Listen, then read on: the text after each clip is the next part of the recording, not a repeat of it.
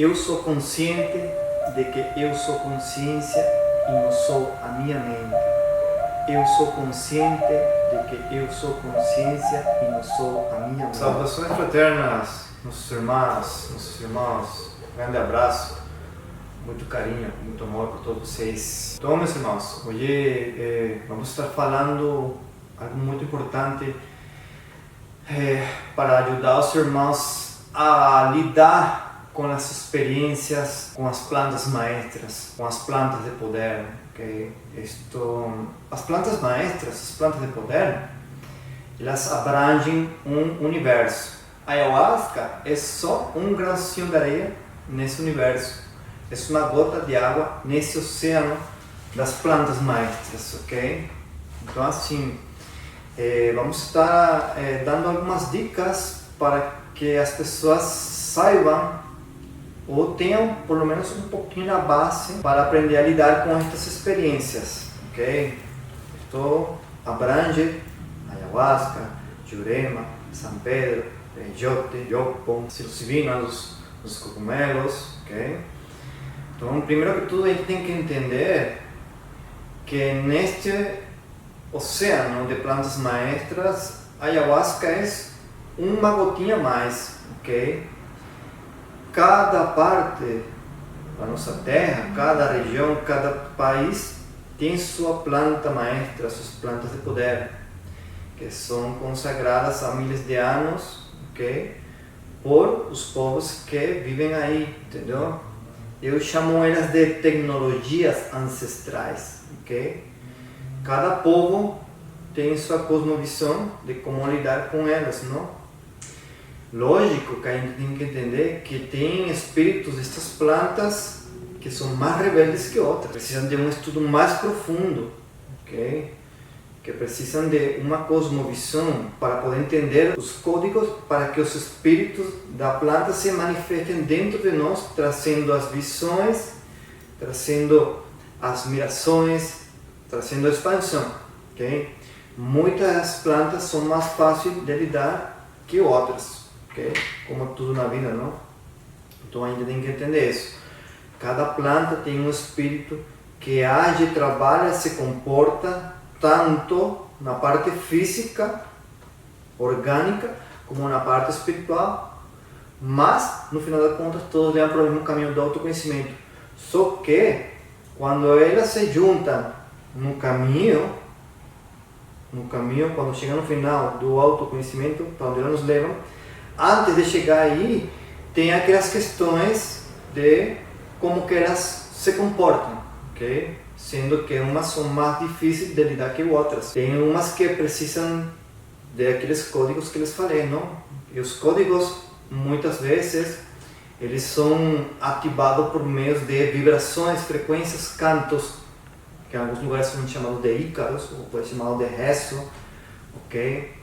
Tons, com instrumentos específicos ou a voz, ok? Isso vai depender, mas lembrando que cada planta tem um código para ser ativado para que o espírito se manifeste. Senão, muitas vezes, o espírito da planta ele se chega a manifestar não 100%, se manifestam 20%, 30%, 40%. Tá? Então são estudos bem profundos, não? Estudos de tecnologias ancestrais, ok? Então, o primeiro que a gente tem que entender é que quando a gente for consagrar estas medicinas, tem que ser um lugar de extrema confiança.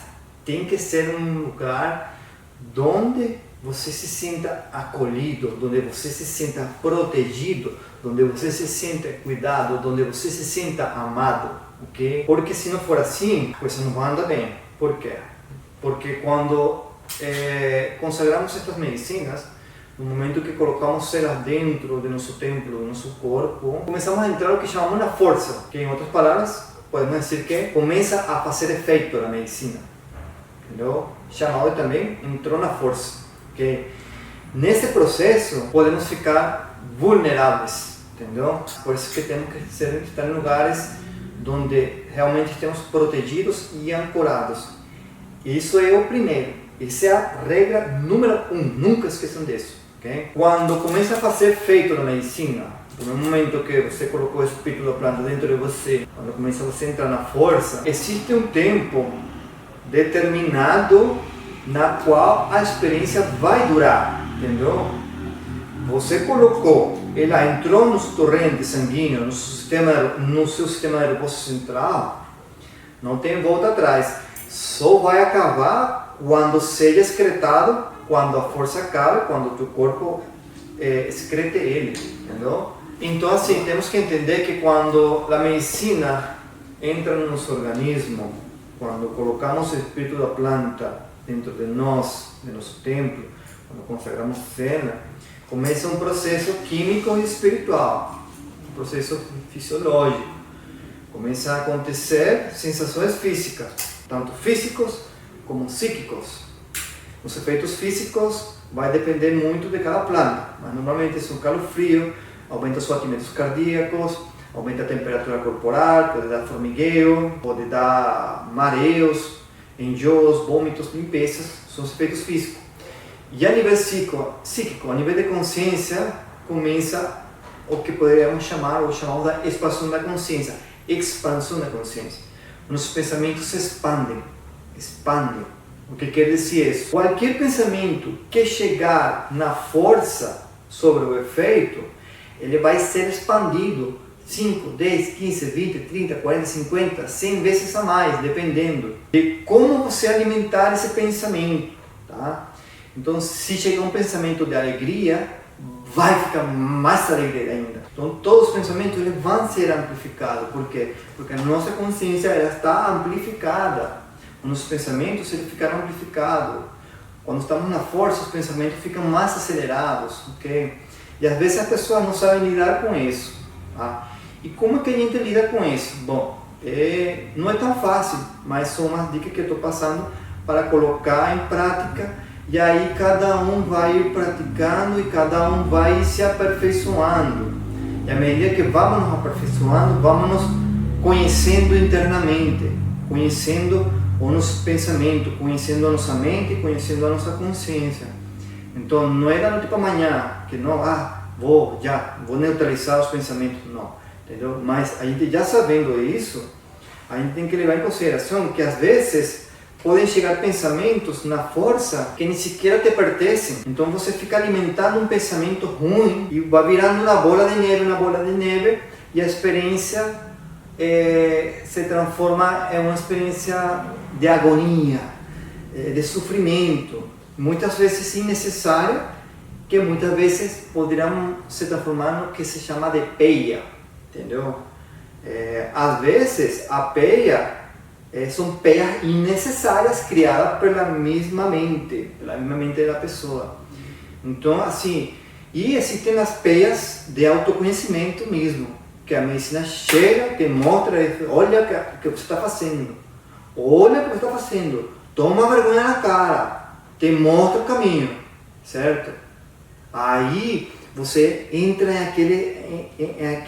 aquele momento de consciência elevada, e fala, nossa, como que eu estou fazendo de errado, como que eu tratei mal aquela pessoa, olha como eu falei ruim, olha como eu estou fazendo isso. Aí começa um processo realmente de autoconhecimento, de cura, de perdão, perdoar, de se auto-perdoar, entendeu? Enfim, a gente sempre que vai fazer as nossas cerimônias, eu sempre falo para os irmãos, saber identificar os pensamentos da mente inconsciente e os pensamentos da consciência, porque tem a mente que mente, a mente inconsciente e a mente consciente, não? A consciência superior. Posso estar errado, não? Mas é o meu ponto de vista, sim, o que eu tenho entendido e aprendendo, que a consciência, os pensamentos da consciência são aqueles que te trazem clareza, entendimento, te trazem expansão, te trazem ensinamento. Esses são os pensamentos de consciência.